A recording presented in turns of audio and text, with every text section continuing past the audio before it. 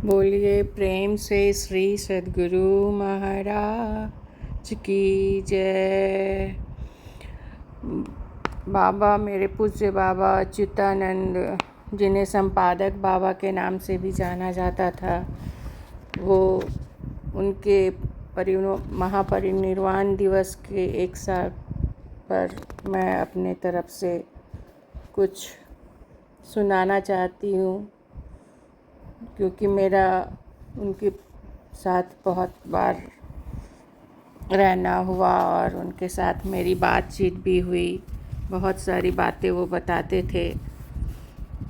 उनके जाने का गम बहुत ज़्यादा है, क्योंकि उनका मेरे जीवन पर बहुत ज़्यादा प्रभाव था। मेरी उनसे अक्सर हमेशा बातें होती थी, हर बात पर मैं उनकी राय लेती थी। वो सच में एक महान संत थे।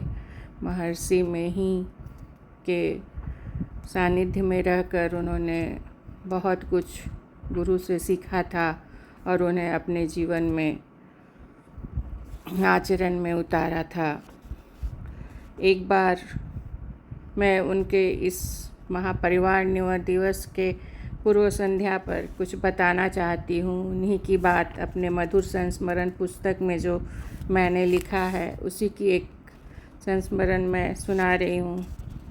जब बाबा के पेट में दर्द उठा, बाबा हमेशा जब भी साथ बैठने का मौका मिलता था तो गुरु महाराज के बारे में या उनके साथ आप बीती घटना के बारे में बहुत कुछ सुनाया करते थे, और अभी भी मिलने पर सुनाते हैं। ऐसा मैंने जब बाबा थे उसी समय मैंने ये संस्मरण लिख लिया था। एक समय की बात है, बाबा के पेट में लीवर की तरफ बहुत दर्द होता था। दर्द बहुत ही असहनीय होता था, बिल्कुल बर्दाश्त से बाहर था। बाबा बोले, मैं दर्द से बहुत परेशान रहने लगा और मुझे लगा कि अब मेरा बचना मुश्किल है।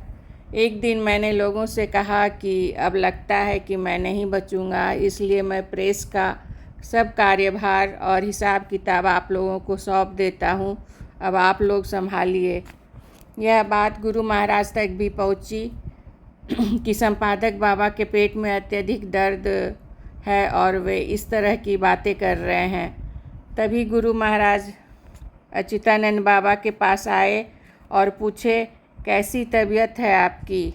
बाबा बोले, गुरु महाराज बहुत दर्द होता है।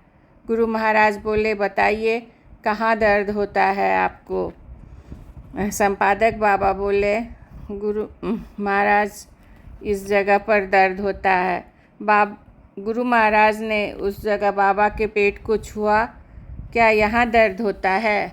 और एक बोतल में गंगा जल देते हुए बोले, इसमें थोड़ा कपूर मिलाइए और पीजिए, कुछ नहीं है, सब ठीक हो जाइएगा, घबराइए मत। बाबा बोले, सच में उसके बाद थोड़ा सा गंगा जल पीने के बाद जो वह पेट दर्द भागा तो आज तक लौट कर नहीं आया। और यह बोलते हुए खूब हंसते थे। बोले, समझे ना, ऐसी होती है गुरु कृपा। तुरंत में इतना बड़ा दर्द छू मंतर हो गया। पता नहीं, गुरु की कृपा हो तो पहाड़ से बड़ा दुख भी छोटे से कंकड़ से भी कम हो जाता है। इसलिए गुरु पर हमेशा श्रद्धा और विश्वास रखना चाहिए। गुरु की निष्ठा पर में कभी भी कमी नहीं आने देना चाहिए। कभी भी गुरु पर संदेह की दृष्टि से कुछ भी नहीं सोचना और देखना है।